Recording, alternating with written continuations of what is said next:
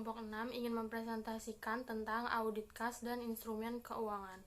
Hai, perkenalkan nama saya Syafira Denutami. Perkenalkan, nama saya Retno Safitri. Nama saya Vira Lucia. Di sini saya akan membahas mengenai 1. Jenis akun kas dan instrumen keuangan. 2. Audit akun kas umum. 3. Prosedur yang berorientasi kecurangan. 4. Audit atas akun instrumen keuangan. Selanjutnya di sini saya akan menjelaskan mengenai kas, yang dimana kas itu merupakan satu-satunya akun yang dimasukkan ke dalam setiap siklus, kecuali siklus persediaan dan siklus pergudangan. Jadi, untuk mempelajari bidang audit ini paling akhir karena bukti yang diakumulasikan saldo kas sangat tergantung pada hasil pengujian dalam siklus lainnya. Dan selanjutnya di sini ada instrumen keuangan, yang dimana instrumen keuangan itu sendiri yang meliputi investasi dalam sekuritas utang dan ekuitas serta instrumen derivatif bervariasi secara signifikan pada masing-masing klien. Jenis akun kas dan instrumen keuangan. Yang pertama ada akun kas umum atau General Cash Account. Merupakan kas yang penting bagi sebagian besar organisasi karena hampir semua penerimaan dan pengeluaran kas mengalir melalui akun ini. Sebagai contoh, pengeluaran untuk siklus akuisisi dan pembayaran biasanya dibayar dari akun ini, sementara penerimaan kas dan siklus penjualan dan penagihan disetorkan dalam akun ini juga. Yang kedua ada akun Impress. Pada umumnya banyak perusahaan yang menggunakan akun Impress, misalnya membuat akun penggajian Impress terpisah untuk meningkatkan pengendalian internal pembayaran gaji. Yang ketiga ada akun bank cabang. Berguna untuk membangun hubungan perbankan di komunitas lokal dan memungkinkan sentralisasi operasi pada tingkat cabang. Yang keempat ada dana kas kecil Impress. Bukan merupakan rekening bank tetapi hampir serupa dengan kas di bank dalam hal pencantumannya. Dana tersebut digunakan untuk akuisisi tunai bernilai kecil yang dapat dibayar secara lebih mudah dan lebih cepat dengan kas ketimbang dengan cek, atau untuk memudahkan karyawan dalam mencairkan cek pribadi atau cek penggajian. Yang kelima ada equivalent kas. Bersifat jangka pendek dan sangat liquid. Hal tersebut termasuk deposit berjangka dan dana pasar uang. Setara kas bisa sangat material dan dimasukkan dalam laporan keuangan dari akun kas. Jika merupakan investasi jangka pendek yang siap dikonversikan menjadi kas dalam jumlah yang pasti dan tidak dapat diresiko signifikan atas perubahan nilai dari perubahan tingkat bunga. Yang keenam, ada instrumen keuangan, mencakup investasi dalam sekuritas yang dapat diperdagangkan seperti sekuritas utang dan ekuitas, instrumen derivatif, dan aktivitas lindung nilai atau hedging. Nah, selanjutnya di sini juga ada kas dan bank dan siklus transaksi, yang dimana hubungan antara kas di bank dan siklus transaksi memiliki peran ganda, yaitu 1.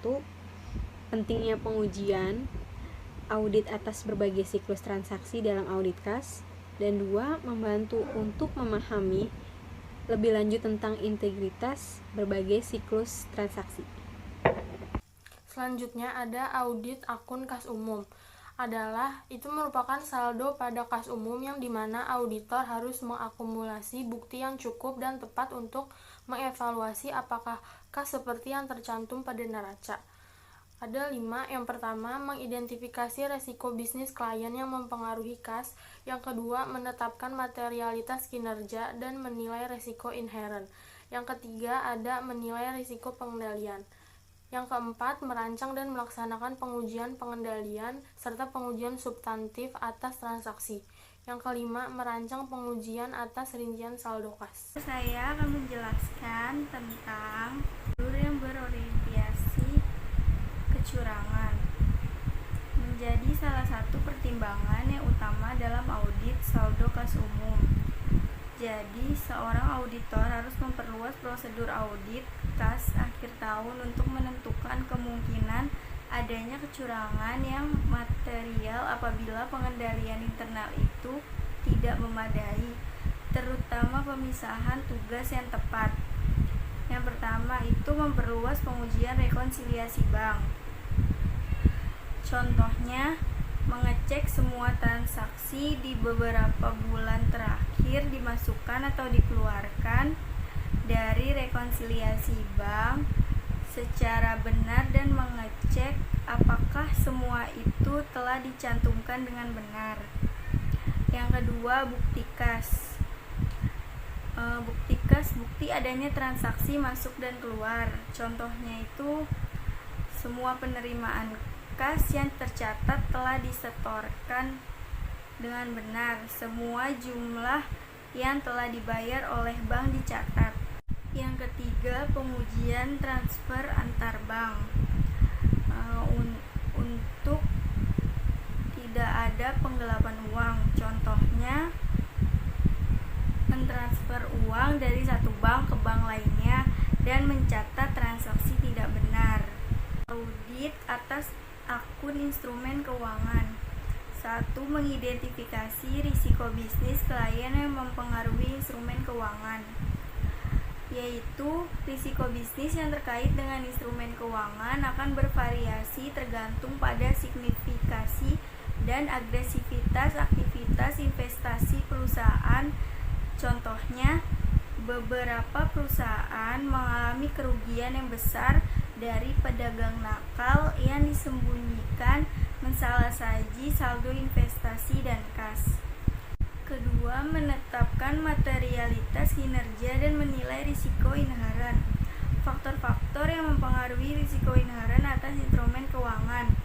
Contohnya, hedging untuk mengecilkan risiko pengalaman perusahaan dengan investasi tertentu. 3. Menilai risiko pengendalian. Hal yang paling penting yaitu 1. Strategi investasi dan kesadaran atas tingkat exposure berbagai risiko. 2. Prosedur untuk memulai dan mencatat transaksi. 3. Pengendalian internal yang ketat atas estimasi nilai wajar.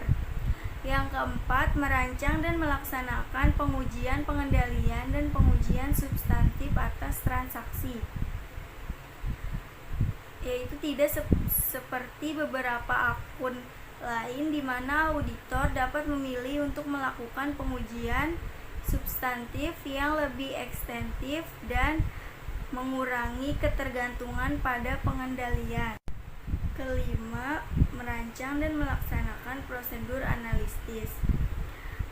Prosedur analitis tidak begitu penting dalam menilai saldo akhir tahun, namun prosedur analitis dapat digunakan untuk menguji kewajaran pendapatan, bunga, dan dividen.